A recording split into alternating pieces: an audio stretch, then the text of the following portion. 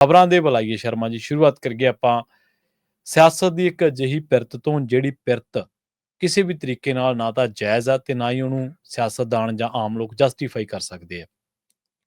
ਪਿਛਲੇ ਕੁਝ ਸਮੇਂ ਤੋਂ ਜਿਓਗ੍ਰਾਫਿਕਲੀ ਭੂਗੋਲਿਕ ਤੌਰ ਤੇ ਜਿਹੜੀ ਰਾਜਾਂ ਦੀ ਸਿਆਸਤ ਹੈ, ਇਹਨੂੰ ਇੱਕ ਵੱਖਰੇ ਤਰੀਕੇ ਦੇ ਨਾਲ ਕਰਨ ਦਾ ਪ੍ਰਚਲਨ ਵੱਧ ਚੁੱਕਿਆ। ਖੇਤਰਵਾਦ ਵੀ ਇਹਨੂੰ ਕਹਿ ਸਕਦੇ ਆ। ਇਹ ਉਸ ਤੋਂ ਪ੍ਰਭਾਵਿਤ ਆ ਅਸਲ ਦੇ ਵਿੱਚ। ਮੁੱਦਾ ਜਿਹੜਾ ਮਸਲਾ ਜਿਹੜਾ ਉਹ ਪਾਣੀਆਂ ਦਾ, ਜੰਗ ਪਾਣੀਆਂ ਦੀ ਹੈ। ਪਰ ਹਰਿਆਣਾ ਕਹਿ ਰਿਹਾ ਕਿ ਅਸੀਂ ਪੰਜਾਬ ਦੇ ਰਾਹ ਵੀ ਰੋਕ ਦਿਆਂਗੇ। ਪੰਜਾਬ ਦੇ ਰਾਹ ਕਿਵੇਂ ਰੋਕੇ ਨੇ ਹਰਿਆਣੇ ਨੇ? ਪੰਜਾਬੀ ਕੋਈ ਇਹਦੇ ਤੋਂ ਗੈਰ ਵਾਕਿਫ ਨਹੀਂ ਗੇ। ਪੰਜਾਬੀਆਂ ਨੂੰ ਪਤਾ ਹੀ ਹੈ 80 ਦੇ ਦਹਾਕੇ ਦੇ ਵਿੱਚ ਕਹਿ ਲਓ, ਜਾਂ ਹੁਣ ਜਦੋਂ ਕਿਸਾਨੀ ਵਾਲੀ ਰੋਕੇ ਗਏ ਨੇ ਜੀ। ਪ੍ਰਵੀਨ ਜੀ, ਪਾਣੀਆਂ ਦਾ ਮਸਲਾ ਸਹੀ ਮਾਇਨੇ 'ਚ ਬਹੁਤ ਗੰਭੀਰ ਮੁੱਦਾ ਜੀ।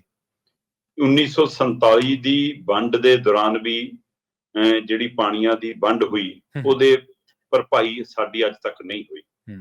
ਕਹਿਣ ਨੂੰ ਉਹ ਮੁਲਕ ਦੇ ਹਵਾਲੇ ਨਾਲ ਵੰਡ ਹੋਈ, ਪਰ ਨੁਕਸਾਨ ਉਹਦਾ ਪੰਜਾਬ ਹੀ ਚੱਲ ਰਿਹਾ। ਇਸ ਸਮੁੱਚਾ ਉਹਦੇ ਵਿੱਚ ਹਰਿਆਣਾ ਵੀ ਨਾਲ ਹੀ ਆ ਸਾਡੇ ਜੀ। ਸੋ ਉਹ ਸਾਰਾ ਅਸੀਂ ਦਰਦ ਚੱਲ ਰਹੇ ਹਾਂ।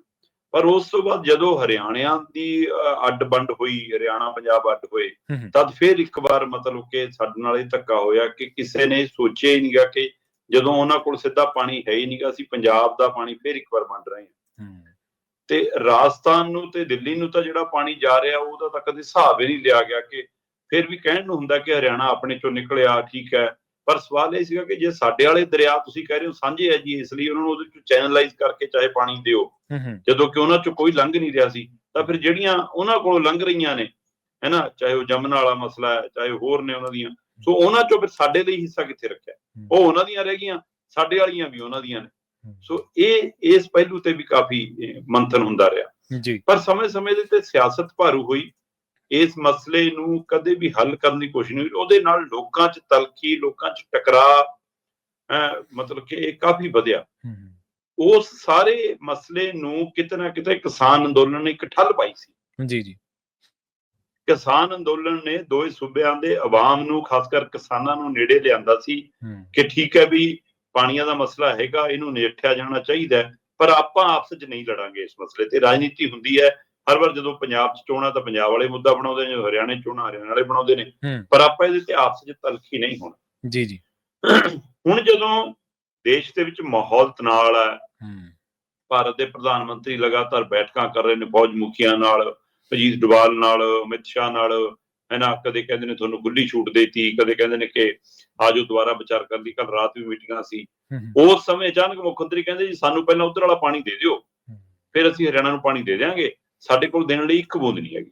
ਅਸਲ 'ਚ ਨਾਇਬ ਸੈਣੀ ਨੇ ਇਹ ਢੰਡੋਰਾ ਪਿੱਟਣ ਦੀ ਕੋਸ਼ਿਸ਼ ਕੀਤੀ ਕਿ ਪੰਜਾਬ ਮੇਰੇ ਨਾਲ ਧੱਕਾ ਕਰ ਰਿਹਾ ਜੀ, ਪੰਜਾਬ ਧੋਖਾ ਕਰ ਰਿਹਾ ਜੀ, ਸਾਨੂੰ ਜੀ ਬਣਦਾ ਪਾਣੀ 9,500 ਕਿਊਸਕ ਹੈ, 9500 ਕਿਊਸਕ ਹੈ, ਸਾਨੂੰ ਦੇ ਰਹੇ ਨੇ 4,000 ਜੀ। ਸਾਨੂੰ ਇਸ ਸਮੇਂ ਪੀਣ ਵਾਲੇ ਪਾਣੀ ਦੇ ਵੀ 8,000 ਜਾਂ 8500 ਦੀ ਘੱਟੋ ਘੱਟ ਲੋੜ ਹੈ। ਜਦੋਂ ਇਹ ਬਿਆਨੀਆਂ ਕਰ ਰਹੇ ਸੀ ਨਾਇਬ ਸੈਣੀ, ਤਾਂ ਨਾਲ ਇਹ ਵੀ ਦੱਸ ਦੇਣਾ ਕਿ ਜੀ 4,000 ਕਿਊਸਕ ਸਾਨੂੰ ਫਾਲਤੂ ਦੇ ਰਹੇ ਨੇ, ਜਦੋਂ ਕਿ ਸਾਡਾ ਹਿੱਸਾ ਅਸੀਂ ਮਾਰਚ 'ਚ ਮੁਕਾ ਲਿਆ। ਇਹ ਨਹੀਂ ਦੱਸਿਆ।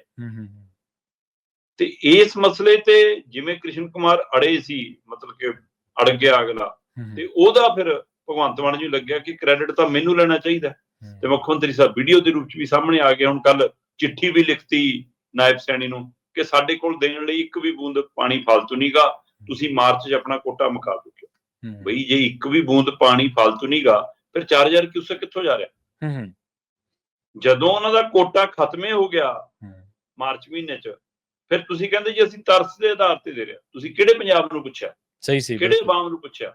ਕਿਹਦੇ ਨਾਲ ਰਾਏ ਕੀਤੀ ਇਹ ਦੇਣ ਲੱਗਿਆ ਵੀ ਕਿ ਭਾਈ ਮੈਂ ਇਹ ਵੀ ਤਾਂ ਤੁਹਾਡੇ ਹਿੱਸੇ 'ਚੋਂ ਵੱਢ ਕੇ ਦੇ ਰਿਹਾ। ਸੋ ਇਹ ਫਿਰ ਮਤਲਬ ਕਿ ਮੈਂ ਤਰਸ ਦੇ ਆਧਾਰ ਤੇ ਦੇ ਰਿਹਾ। ਤੁਸੀਂ ਇਹ ਜਚਾਉਣਾ ਚਾਹੁੰਦੇ ਹੋ ਕਿ ਮੈਂ ਦਾਤਾ ਬਣ ਗਿਆ, ਹੁਣ ਮੈਂ ਦਿੰਦਾ ਹੈ ਪਾਣੀ। ਸੋ ਇਸ ਤਰ੍ਹਾਂ ਦਾ ਵਿਵਹਾਰ ਰਾਜਨੀਤਿਕ ਲੀਡਰਾਂ ਨੂੰ ਬਚਣਾ ਚਾਹੀਦਾ। ਤੁਸੀਂ ਸਿਧਾਂਤਕ ਤੌਰ ਤੇ ਇਸ ਗੱਲ ਤੇ ਆਓ ਕਿ ਭਾਈ ਪਾਣੀਆਂ ਦੇ ਮੁੱਲ ਤਾਰਨੇ ਪੈਂਦੇ ਹੁੰਦੇ ਨੇ। ਤੁਸੀਂ ਮੁੱਲ ਤਾਰੋ ਜੇ ਸੰਸਾਧਨ ਵਰਤ ਰਹੇ ਹੋ। ਤੁਸੀਂ ਦਿੱਲੀ ਨੂੰ ਚਿੱਠੀ ਪਾ ਲਓ। ਦਿੱਲੀ 'ਚ ਤਾਂ ਕੇਜਰੀਵਾਲ ਦੀ ਸਰਕਾਰ ਰਹੀ, ਤੁਸੀਂ ਕਿੰਨੇ ਕੁ ਪੈਸੇ ਵਸੂਲਿਆ ਕਦੇ ਦਿੱਲੀ ਤੋਂ? ਇਸ ਮਸਲੇ ਦੇ ਫਿਰ ਚੁੱਪ ਵੱਟ ਲੈਂਦੇ ਨੇ। ਇਹ ਸਾਰੇ ਵਰਤਾਰੇ ਦੇ ਵਿੱਚ ਅਨੈਲੋ ਵਾਲੇ ਕੁੱਦ ਗਏ।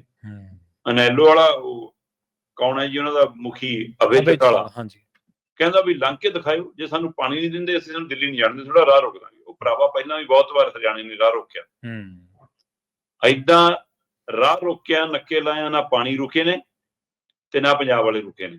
ਸੋ ਇਹ ਕੇਂਦਰ ਨੇ ਵੀ ਨੱਕੇ ਲਾ ਕੇ ਦੇਖੇ ਨੇ, ਤੇ ਇਸ ਤੋਂ ਪਹਿਲਾਂ ਮਤਲਬ ਕਿ ਹਰਿਆਣੇ ਵਾਲਿਆਂ ਨੂੰ ਵੀ ਸਰਕਾਰਾਂ ਨੇ ਕੇਂਦਰ ਦੇ ਕਹੇ ਤੇ ਕਾਂਗਰਸ ਦੇ ਸਮੇਂ 'ਚ ਬਹੁਤ ਧੱਕੇ ਕਰਨ ਦੀ ਕੋਸ਼ਿਸ਼ ਕੀਤੀ ਆ, ਇੰਜ ਨਹੀਂ ਹੋਇਆ। ਸੋ ਇਸ ਲਈ ਇਹ ਜਿਹੜਾ ਢੰਗ ਤਰੀਕਾ ਹੈ, ਧਮਕੀ ਭਰਿਆ ਅੰਦਾਜ਼, ਇਹ ਕਿਤੇ ਨਾ ਕਿਤੇ ਆਮ ਜਨਤਾ 'ਚ ਪ੍ਰਗਟਾਹਟ ਪੈਦਾ ਕਰਨ ਲਈ ਹੈ। ਪਰ ਮੈਨੂੰ ਲੱਗਦਾ ਕਿਸਾਨ ਅੰਦੋਲਨ ਤੋਂ ਬਾਅਦ ਜਿਹੜੀ ਸਮਝ ਤੇ ਸੂਝ ਦੋਹਾਂ ਸੂਬਿਆਂ ਦੀ ਜਨਤਾ 'ਚ ਆਈ ਆ, ਜਿਹੜੀ ਡਿਵੈਲਪ ਹੈ ਨਾ, ਉਹ ਬਾਕਮਾਲ ਹੈ। ਉਹ ਏਕਤਾ, ਉਹ ਭਾਈਚਾਰਕ ਸਾਂਝ ਕਾਇਮ ਹੈ। ਪਰ ਬਿਲਕੁਲ ਪਾਣੀ ਮਸਲਾ ਹੈਗਾ।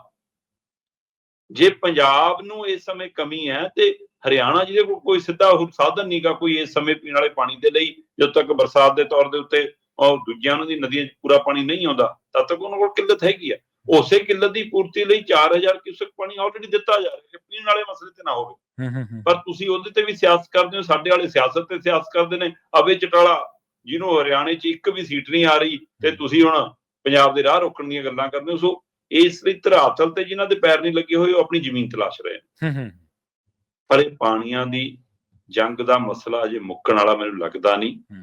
ਇਹ ਮਸਲਾ ਵੱਡਾ ਬਣੂਗਾ ਔਰ ਇਸ ਮਸਲੇ ਤੇ ਜੇ ਦੋ ਮੁਲਕਾਂ 'ਚ ਲੜਾਈ ਵਾਲਾ ਮਾਹੌਲ ਬਣ ਸਕਦਾ ਹੈ ਨਾ, ਇਹਨਾਂ ਮੁੱਦਿਆਂ ਤੇ ਉਹਦੇ ਪਰ ਤਲਖੀ ਆ ਸਕਦੀ ਹੈ ਹੋਰ ਜ਼ਿਆਦਾ। ਜਦੋਂ ਕਿ ਜਿਹੋ ਜਿਹਾ ਪਹਿਲਗਾਮ 'ਚ ਵਾਪਰਿਆ, ਉਸ ਤੋਂ ਬਾਅਦ ਵਿਰੋਧੀ ਧਿਰਾਂ ਵੀ ਕਹਿ ਰਹੀਆਂ ਕਿ ਅਸੀਂ ਮੋਦੀ ਨੂੰ ਖੁੱਲ੍ਹਾ ਹੱਥ ਦਿੱਤਾ ਹੋਇਆ, ਅਸੀਂ ਤੇਰੇ ਨਾਲ ਆ, ਕਰ ਜੋ ਕਰਨਾ ਹੈ ਨਾ।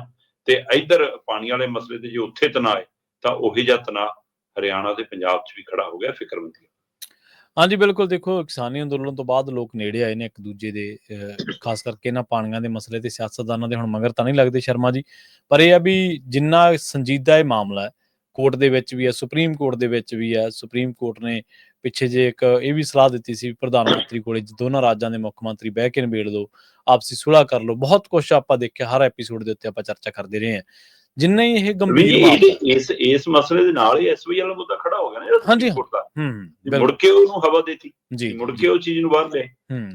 ਔਰ ਜਿੰਨਾ ਹੀ ਇਹ ਗੰਭੀਰ ਮਸਲਾ ਹੈ, ਜਿੰਨਾ ਹੀ ਇਹ ਸੰਜੀਦਾ, ਉਨਾ ਹੀ ਸਿਆਸਤਦਾਨ ਇਹ ਤੇ ਗੈਰ ਸੰਜੀਦਗੀ ਦਿਖਾ ਰਹੇ ਨੇ। ਅਬੇ ਚਟਾਲਾ ਦਾ ਚਲੋ ਕੋਈ ਨਹੀਂ, ਉਹ ਤਾਂ ਨਾ 3 'ਚ ਨਾ 13 'ਚ ਨਾ ਪਲੇਅਰਾਂ 'ਚ ਨਾ ਸਪੇਅਰਾਂ 'ਚ, ਉਹ ਤਾਂ ਹੈ ਨਹੀਂ ਗੇ MLA ਨਾ MP। ਪਰ ਇਹ ਸਾਡੇ ਵਾਲੇ ਮੁੱਖ ਮੰਤਰੀ ਸਾਹਿਬ ਬਾਰੇ ਤੁਸੀਂ ਕੱਲ੍ਹ ਹੀ ਦੱਸ ਕੇ ਹਟੇ ਵੀ ਇਹਨਾਂ ਨੇ ਕਿੰਨੀ ਗੈਰ ਗੰਭੀਰ ਗੱਲ ਕੀਤੀ ਹੈ ਇਸ ਮਸਲੇ ਦੇ ਉੱਤੇ।